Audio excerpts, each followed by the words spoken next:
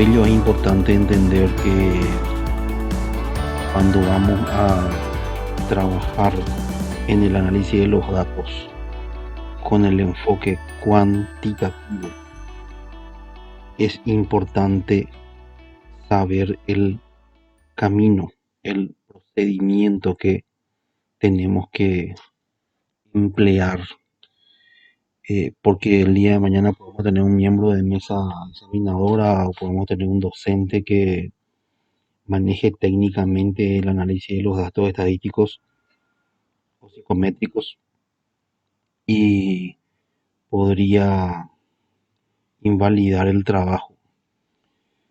Históricamente, en lo que tiene que ver con correlaciones, tanto en segundo curso de la carrera de psicología, en la materia de estadística, como en el tercer curso de psicometría general, psicometría básica, siempre se enseñó, me incluyo, hemos enseñado básicamente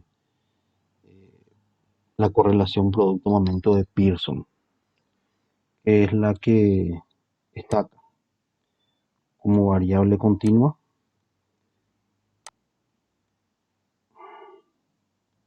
Entonces, cuando nosotros analizamos, cuando analizamos esta situación, es importante entender que la R de Pearson no se puede utilizar de la forma en que históricamente se empleó, que es tratando de establecer todo tipo de relaciones entre variables. En realidad, eh, en realidad, la correlación producto-momento de Pearson se emplea cuando tanto la variable X como la variable Y son, como se dan cuenta, continuas. En el caso de que la variable X y la variable Y sean otro tipo de variables, existen otros estadísticos de correlación que deben emplearse. De ahí la importancia de entender que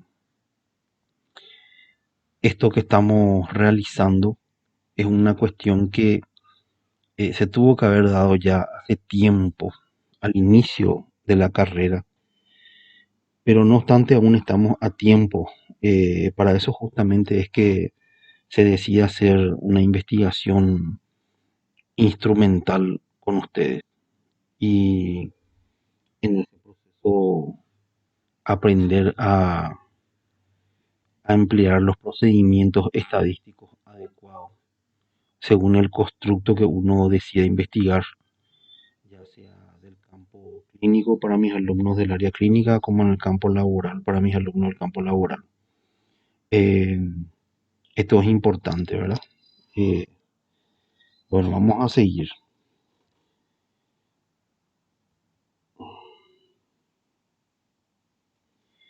Seguidamente exponemos lo relevante que es el, el análisis de los datos cuando uno quiere hacer un estudio correlacional o cuando quiere emplear un estadístico correlacional para obtener la confiabilidad o la validez de un ítem, por ejemplo, o cuando quiere emplear un estadístico eh, para establecer la validez de una prueba. Entonces, es ahí donde entramos en estos tipos de correlaciones. Y ahí comenzamos a trabajar como para que podamos también entender de que hay que usar el procedimiento adecuado. Bien, eh,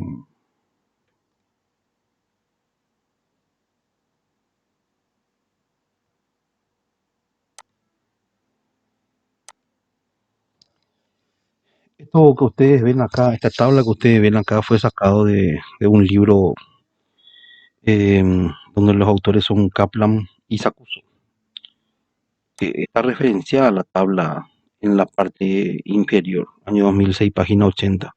Pero por las dudas quieren también leer el material, hay en la biblioteca y también pretendo alzar en la plataforma como para que mis alumnos puedan ver el material original, para que no piensen que es un divague mío, ¿verdad? Ahí está Kaplan y Sakuso, año 2006, pruebas psicológicas, principios, aplicaciones y temas. Editorial Thomson, sexta edición, México.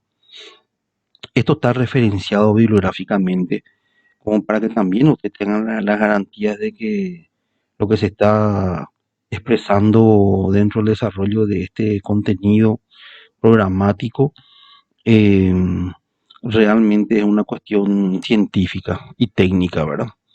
Bueno, seguidamente pasamos a explicar justamente esto.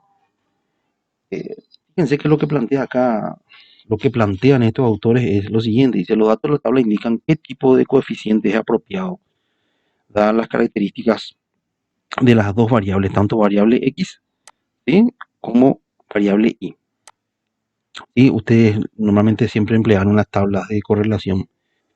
Y fíjense que ahí les plantea lo siguiente, dice, por ejemplo, si la variable X es dicotómica verdadera, y la variable Y es continua, se podría usar la correlación biserial puntual. ¿Dónde está esto, verdad? Variable X, que está acá, si se dan cuenta, es dicotómica verdadera, ¿sí? En este sector. Y dicotómica verdadera, estamos por acá, ¿verdad? Y la variable Y es continua, que es lo que está acá, perdón, ahí, variable Y continua. Entonces, el estadístico adecuado es la R biserial puntual. Pero vamos a entender entonces, para que podamos entender qué es una variable dicotómica verdadera, ¿sí? En relación a una variable continua, que ustedes ya saben que una variable continua ya se desarrolló eso desde el primer año de la carrera, ¿verdad? Y bajamos un poco, me tomé el trabajo de que ustedes puedan revisar todo esto. En realidad hay mucho trabajo detrás de esto para que ustedes puedan entender, ¿verdad? Y tienen acá, por ejemplo, como título variable continua, ¿verdad? Acá tenemos como variable continua una calificación de los estudiantes que puede ir de 1 a 5, ¿sí? Y también tenemos, por ejemplo, la variable en sí que nosotros la dicotomizamos. Por eso se llama dicotómica artificial también. Es decir, tenemos una calificación académica que podría ser desde 1, que es el aplazo, hasta 5, que es excelente, ¿verdad? Y la transformamos para un estudio científico, eh, para un estudio dentro del campo que ustedes decidan abordar. Entonces, la variable dicotomizada, también conocida como dicotómica artificial, esa es la otra denominación que tiene eso, tómenlo en cuenta para poder estudiar a la hora de trabajar con los datos y que van a rendir también, ¿verdad? Cero significa que reprobó la persona, ¿verdad? El estudiante. ¿Y qué significa uno? El valor uno, porque se dicotomizó pues de 0 a 1. Significa que la persona, el estudiante, aprobó. Entonces, tomando en cuenta eso, ¿verdad? Eh, lo que hacemos es lo siguiente. Todos los puntajes, todas las calificaciones que van desde 2 hasta 5, desde 2 hasta 5, vamos a recodificarlo como 1. Y todos los puntajes que obtuvieron calificación 1 se va a recodificar como 0. Y eso es importante porque este tema de la codificación debemos manejarlo bien, ya que existen estadísticos donde la codificación vos podés hacerla 0 y 1, porque para cierto estadístico 0 es la ausencia realmente de todo, y uno es el inicio de una valoración, y hay estadísticos donde vos podés sencillamente dicotomizar uno y dos, pero en cierto estadístico, como repito, requiere de que cero indique la ausencia de. En otro estadístico no, ¿verdad? Y seguidamente pasamos a mostrar lo otro que tiene que ver con la puntuación total en un test de ansiedad. Continuamos.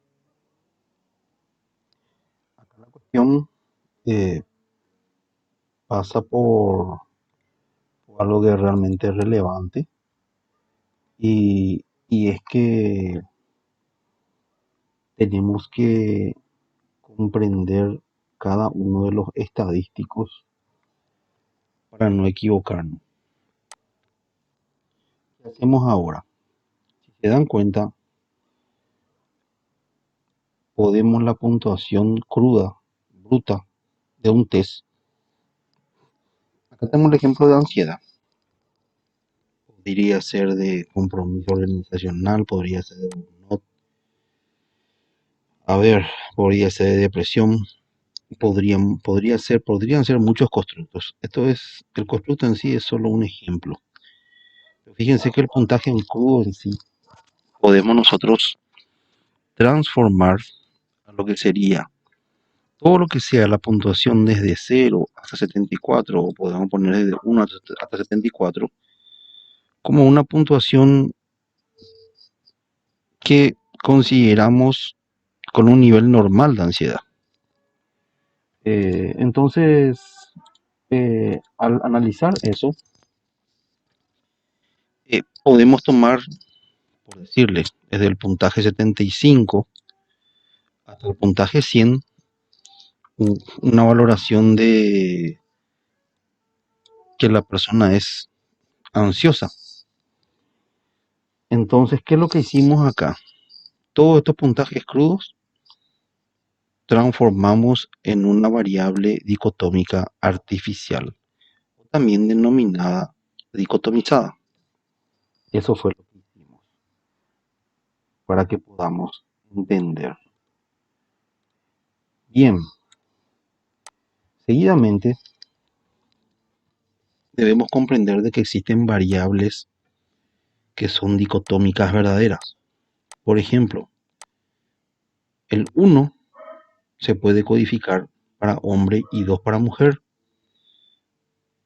Indistintamente, podemos poner el 1 para mujer y el 2 para el hombre. Cero problema con eso. El tema es que hay que entender de que esta variable dicotómica verdadera solamente se puede presentar de dos formas. Entonces, bueno, salvo la India, que en la India creo que hay un tercer sexo, ¿sí? Hay un país más, no recuerdo dónde, pero vamos a poner, por ejemplo, la India. En el resto del mundo existen, según el sexo, hombres y mujeres, ¿verdad? Si la variable a analizar es más bien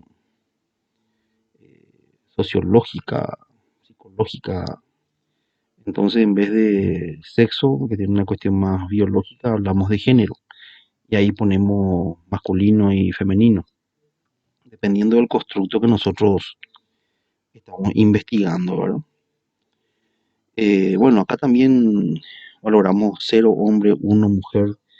Eh, ¿Por qué acá ponemos esta presentación, ¿verdad? Eh, Porque para que podamos entender, ¿verdad? Perdón, vamos a borrar esto. Para que podamos entender, la cuestión acá es que, hay estadísticos que el valor cero, como ya dije anteriormente, indica verdaderamente la ausencia de. Pero en psicología, pues el valor cero, ausencia total de, es casi una excepción. Bien, después tenemos otros ejemplos de variables dicotómicas verdaderas que podían ser, Por ejemplo, cero, que es cuando uno se equivoca en un ítem, y uno codificado como acierto. ¿Por qué se mencionan estos ejemplos acá? Para poder entender. Voy a borrar lo anterior. ¿Por qué se menciona el tema de variable dicotómica verdadera como cero error y uno acierto? Y se menciona porque podemos nosotros usar como variable y o como variable x, más bien como variable x. Por ejemplo, el acierto y el error en un ítem determinado. Y ponemos como variable y el puntaje total, ya sea del mismo test, de la prueba que estamos construyendo. Entonces sacamos la confiabilidad y el acierto y el error, por ejemplo, en la variable x, 0, 1, de los diferentes sujetos en un determinado ítem, y la variable y, que viene a ser nuestra variable que tomamos como criterio, que sería el puntaje total de un test criterio. Por consiguiente, también tenemos acá abajo, voy a borrar esto para que no se confundan, tenemos acá abajo dos respuestas que son no y sí. También podemos utilizar nosotros estas respuestas no y sí eh, como elementos a la hora de trabajar. Es decir, ¿qué es lo que hacemos nosotros? Lo que hacemos es utilizar en un constructo, que puede ser, por ejemplo, de personalidad, estas respuestas cero como no y uno como sí en la variable x. Supongamos que la pregunta dice, plantea, ¿usted prefiere salir los viernes a bailar antes que, o a compartir con amigos antes que quedarse a leer un libro o ver una película en su casa? Entonces, obviamente, si marca sí, estaría puntuando hacia lo que es la extraversión, también conocido como extroversión, y si puntúa no, puntuaría como cero y obviamente puntuaría más hacia la introversión. Eso es importante entender, ¿verdad?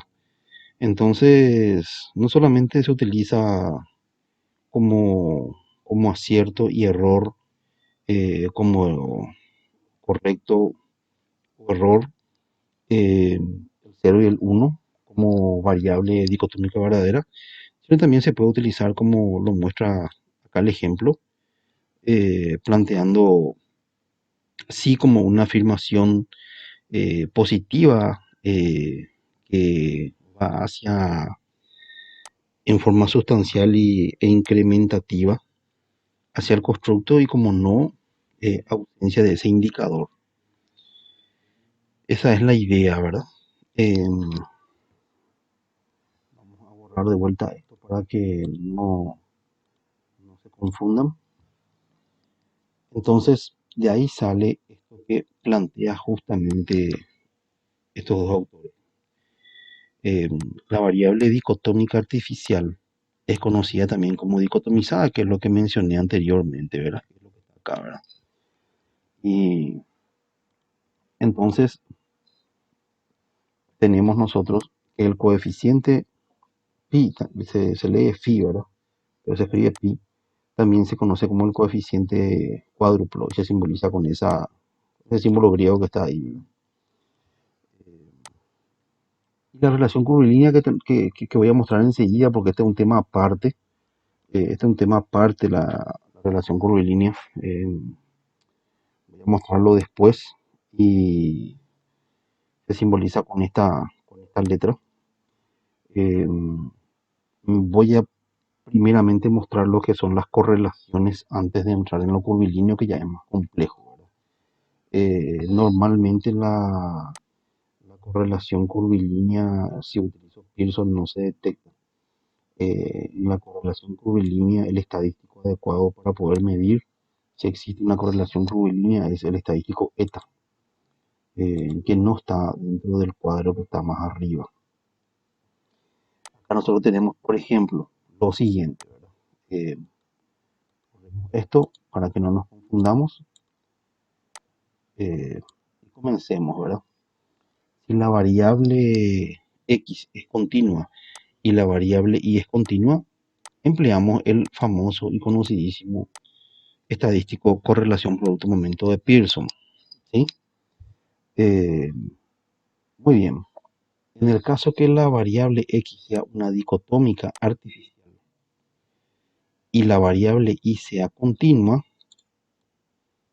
vamos a borrar un poquitito esto para que no haya problema. Vuelvo a repetir, si la variable X es dicotómica artificial y la variable Y es continua, entonces el estadístico adecuado es la correlación biserial. Eso es lo correcto, ¿verdad? En el caso de que, en el caso que la variable X sea una dicotómica verdadera y la variable Y sea una variable continua, entonces el estadístico de correlación adecuado es la correlación biserial puntual. Bien, si se dan cuenta, eh, esto que está acá entre dicotómica artificial y continua, que estaba la R biserial, está de vuelta colocada acá. Obviamente porque acá está la variable continua y la variable dicotómica artificial, que es lo mismo que se da acá, dicotómica artificial con continua.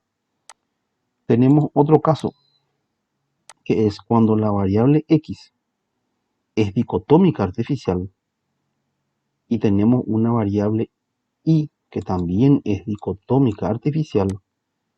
Entonces, el estadístico adecuado, si tenemos una variable X dicotómica artificial y una variable Y dicotómica artificial, el estadístico adecuado es la correlación tetracórica. Fíjense cómo se va complicando esto. Nunca le contaron antes a los profesores de estadística ni psicometría, ¿verdad? Bueno, pero estos son los procedimientos adecuados cuando vamos a trabajar en investigación científica. Por eso es que no siempre nosotros hacemos publicaciones, porque en realidad nosotros tenemos que tener esta formación técnica para poder entender lo que hacemos, ¿verdad? Si no, nunca vamos a poder hacer publicaciones. Bien, de vuelta esto lo borro porque no quiero confundirlos. Cuando la variable X es dicotómica verdadera y la variable Y es dicotómica artificial, entonces se utiliza el coeficiente pi. Bien, y ahí básicamente tenemos planteado casi todo, ¿verdad? Porque inclusive cuando es la variable dicotómica verdadera con dicotómica verdadera, se sigue empleando el coeficiente. Lo demás, si se dan cuenta en el cuadro, es lo que está planteado acá como X y sus relaciones con Y es la misma que pondríamos de repente en vez de variable Y pondríamos X y esta sería variable Y en la parte de arriba, ¿verdad? Pero elementalmente es lo mismo. Bien, pasemos entonces a lo que es la correlación curvilínea. Y en la correlación curvilínea tenemos acá un ejemplo muy interesante, ¿verdad? Ahí tenemos un estudio correlacional. Un estudio correlacional, si empleamos la R de Pearson normal, se van a dar cuenta que esto perfectamente puede salir una correlación, un índice de correlación cero, si utilizamos la R de Pearson habitual. Si se dan cuenta en el ejemplo, dice, tenemos un estudio correlacional entre presión laboral, que viene a ser la variable X, y la variable Y va a ser la productividad. O sea, en teoría que a mayor presión laboral tenés, más sos productivo, ¿verdad? Entonces, indicaría una correlación con dirección positiva, una dirección positiva, una relación positiva. Sube la variable X, sube la variable Y, baja la variable X y baja la variable Y. Eso es lo que indicaría. Por tanto, y seguidamente, lo que se entiende es lo siguiente. Voy a borrar esto. La variable X se indicaría que a mayor puntaje, mayor presión laboral percibida. Y a menor puntaje, menor presión laboral percibida. Interesante, ¿verdad? Obviamente los que puntúan menos en presión laboral, acá, entonces menor productividad tendrían, ¿verdad? Y si vamos a ir a ese razonamiento, entonces la variable I a mayor puntaje, mayor productividad, es lo que mencionamos, y a menor puntaje, menor productividad. Entonces, esto tendría que verse, pero no siempre esto es así, no siempre se da la lógica. Muchas veces se da una relación curvilínea y la explicación de la conducta no siempre es absoluta. Muchas veces hay que buscarle la vuelta para poder comprender la conducta. No es tan sencilla entender la conducta, lo que les quiero decir. Tenemos acá, por ejemplo, un sujeto 1 con su puntaje en la presión laboral 1, productividad 1. Tenemos un sujeto 2 con puntaje en presión laboral 2. No olvidemos que a mayor presión laboral, en teoría, es mayor productividad. En teoría, ¿verdad? Fíjense el puntaje acá del sujeto 5, el nivel de presión que tiene laboral. Fíjense su nivel de productividad, ¿verdad? Mucha presión, comienza a bajar la productividad. Y si se dan cuenta, demasiada presión hace que uno baje sustancialmente la productividad. Esto es importante entenderlo para poder comprender la conducta, ¿verdad? Fíjense, en este caso, una persona que puntuó, por ejemplo, 3 en productividad, tenemos que puntuó acá 4, en lo que es, perdón, puntuó 3 en presión laboral, puntuó 4 en productividad. Y así, ¿verdad? Entonces, comencemos nosotros a analizar esto, cómo se vería dentro de un gráfico de dispersión. El manual de la APA justamente menciona eso en una parte, que cuando se emplea la correlación producto-momento de Pearson, refiere en una parte de que lo ideal sería justamente colocar el gráfico de dispersión, porque en el gráfico de dispersión se observa esta cuestión, por ejemplo. Acá vemos que no olviden que la variable X, ¿qué era? Si nos vamos nosotros a la variable X, ¿qué era? La presión laboral. ¿Se recuerdan? Y la variable Y, ¿qué era? La productividad. Eso quiero que recuerden porque nosotros ahora vamos a bajar al gráfico de dispersión. Y acá tenemos el gráfico de dispersión. Entonces tenemos como variable X la presión laboral. Una persona que tiene poca presión, entonces tiene poca productividad. La variable Y que está acá arriba es la productividad. A mayor puntaje, mayor productividad. Obviamente una persona que tiene 10 va a tener más productividad que una persona que tiene 5 o 1. Y una persona que tiene presión 8, presión laboral, ¿sí?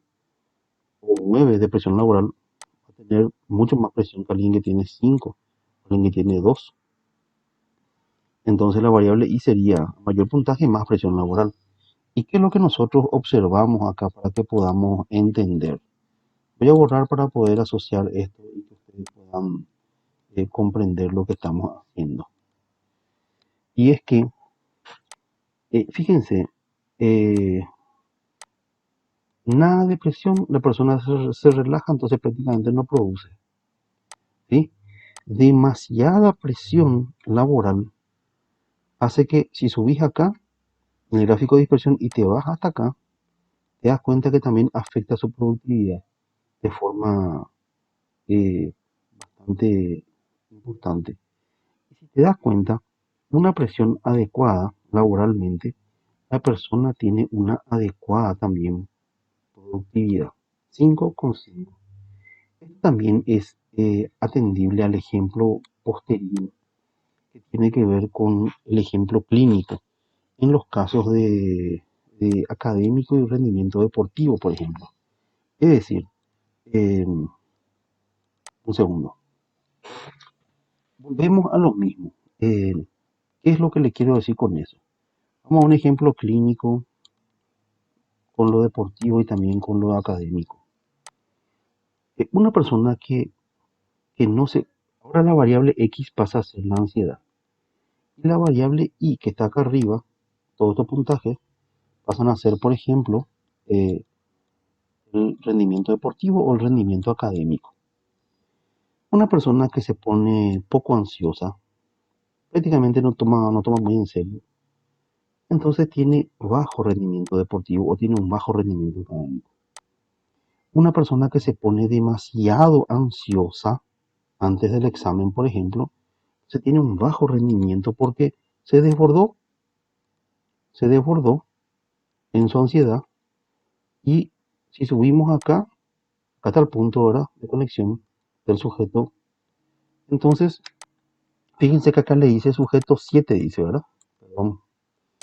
Entonces, el sujeto 7 voy a borrar de vuelta esto, voy a borrar de vuelta esto, voy a borrar de vuelta esto. El sujeto 7 tiene un puntaje, por ejemplo, 9 en X y tiene un puntaje 1 en Y. Sería una persona que se puso demasiado ansiosa, entonces tuvo bajo rendimiento académico, rindió mal. Eso le pasa a mis alumnos en psicometría, así que no se preocupen, hasta así se quiere normal. O si fuera un análisis clínico de la ansiedad de una persona ante un rendimiento deportivo, demasiada ansiedad hace que tenga un bajo rendimiento deportivo, el deportista, ¿verdad? Y bueno, entonces como clínicos deberíamos enseñar a manejar la ansiedad para que tenga un mejor rendimiento. O sea que si estuviera por acá como el sujeto 4, persona que maneja moderadamente la ansiedad, al tener moderadamente ansiedad, también entonces hace que esté más lúcido, más concentrado, más atento, porque controla pues su ansiedad. Entonces un grado de ansiedad siempre es importante para poder mantener la concentración, la atención.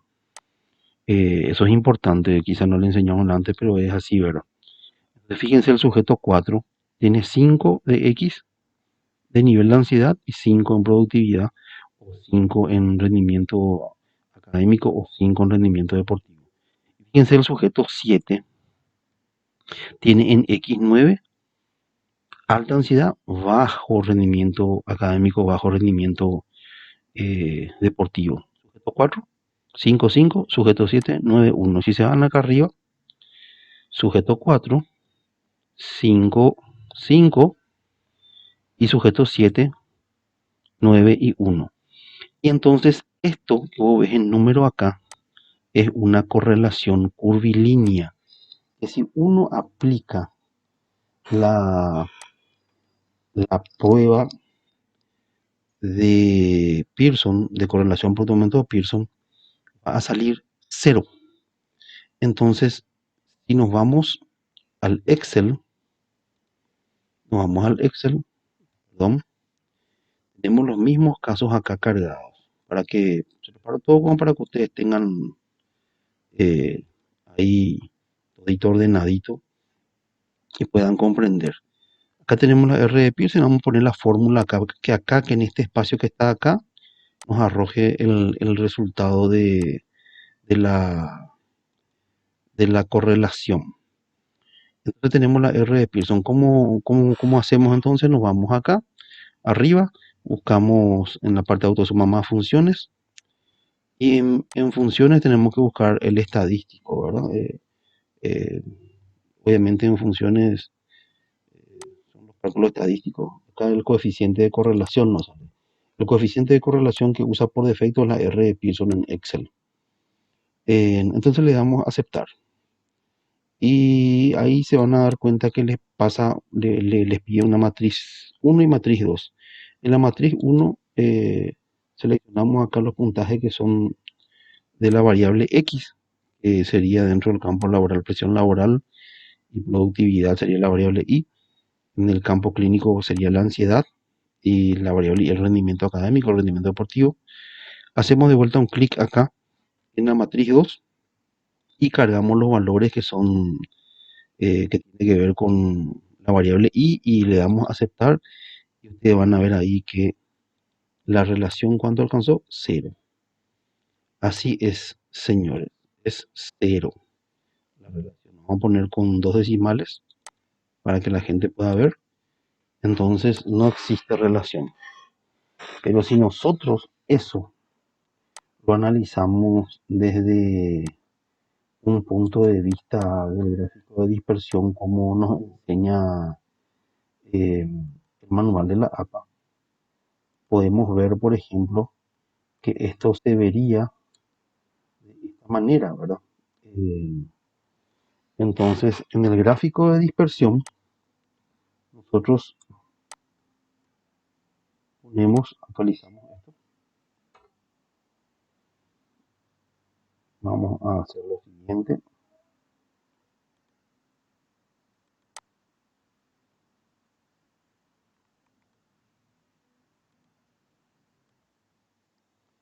Bien, entonces, como les dije recién, tenemos este resultado acá. Y este resultado acá nos indica que no existe relación. Puse con dos decimales porque se les enseñó a sacar con decimales el resultado, pero acá hay ausencia de relación. Esto indica ausencia de relación, no indica ni siquiera una relación positiva ni una relación negativa, ni una relación inversa. ¿Cómo veríamos esto en el gráfico de dispersión? Seleccionamos los valores que mencionamos anteriormente. Nos vamos, por ejemplo, a insertar gráficos y en el gráfico se vería de esta manera. Perdón, vamos a mudar esto para que se pueda ver, ¿verdad? Entonces, ahí pueden ver que esto se ve de esta manera. Vamos a poner inclusive esto con una valoración en vez de que sea eh, de 2, vamos a ponerle que sea de 1. Entonces se puede ver con mayor exactitud eh, los valores acá. Entonces tenemos acá los sujetos. eh, por ejemplo, el sujeto 1, vamos a poner acá sujeto, perdón, vamos a poner acá sujeto, sujeto 1, ¿verdad? Entonces, vamos a ponerle un poco de cursiva para que podamos entender. Vamos a arrastrar esto hasta acá y vamos a darle un poco de color, ¿verdad? Eh, para poder distinguir que estas son personas, en realidad son personas, ¿verdad? Y como personas que son, entonces mostramos sus valores y sacamos acá para poder entender. Ahí está. Entonces, ¿qué hacemos? Fíjense que el sujeto 1 que está acá, con variable x, puntuó 1 en la variable y. Vemos, por ejemplo, que el sujeto 7 puntuó 9 en x y 1 en y. Sujeto 9, que está acá, puntuó 9 en x y puntuó 1 en y. Vemos que el sujeto 5, el sujeto 4, el sujeto 4 puntuó 5 en x y puntuó 5 en y. Entonces ahí vemos, entendemos que el gráfico de dispersión sí sirve. Título del gráfico, bueno, vamos a ponerle sencillamente el gráfico de dispersión para que ustedes puedan entender. Esto es un gráfico de dispersión. Y ahí ven la importancia gráfico de dispersión. Entonces vemos ahí la importancia de que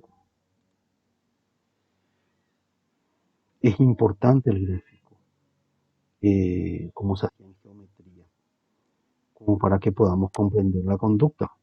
Esto está bien desarrollado dentro de un capítulo del libro de Psicología Experimental de McGuigan, eh, que se llama Correlaciones y Estudios Experimentales. Es importante, aunque ustedes no lo crean, guarda relación. Por ahí que es importante entender, por eso es que se da geometría en primer curso de la facultad, porque al final de cuentas se utiliza esto dentro de lo que tiene que ver con la conducta para poder comprender. Bueno, el único estadístico que puede demostrar la existencia de esto no se llama correlación eta. Ese es el estadístico adecuado para poder medir lo que nosotros necesitamos medir con la correlación curvilínea. Entonces, ni siquiera es Pearson, sino que es el estadístico eta. Entonces, espero que a ustedes les haya servido esta explicación. Espero que hayan comprendido, espero que lean, que repasen, que estudien esto, que saquen las consultas que tengan que sacar posteriormente. Y vamos a hacer una clase invertida, se llama, es decir, una clase donde ustedes me van a hacer todas las consultas pertinentes respecto a esto que desarrollé hoy. Voy a alzar en la plataforma el enlace que va a ir desde mi canal de YouTube, como para que puedan ustedes ver y comprender esto. Así es. Estamos en contacto y por favor no se olviden de leer, de repasar esto y comprender. Les envío un abrazo. Que pasen bien.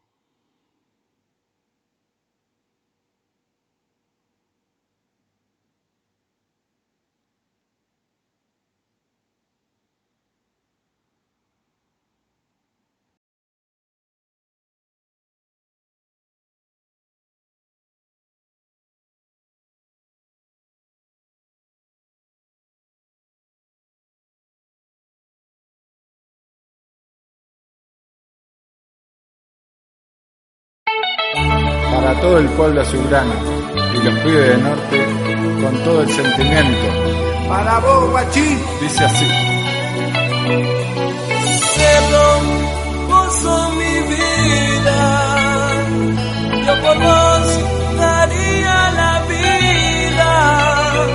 Soy de cerro de nacimiento. Nada puede con el sentimiento que siento por vos. Yo te llevo en el corazón. Por eso juego el ciclo, mi pasión, la alegría de mi corazón.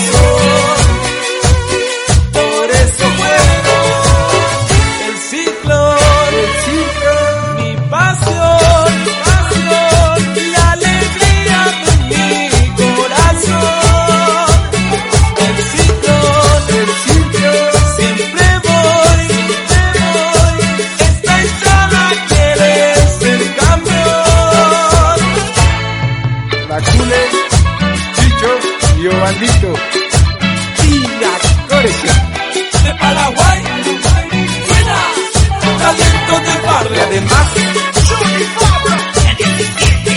Para vos, Joaquín, y actores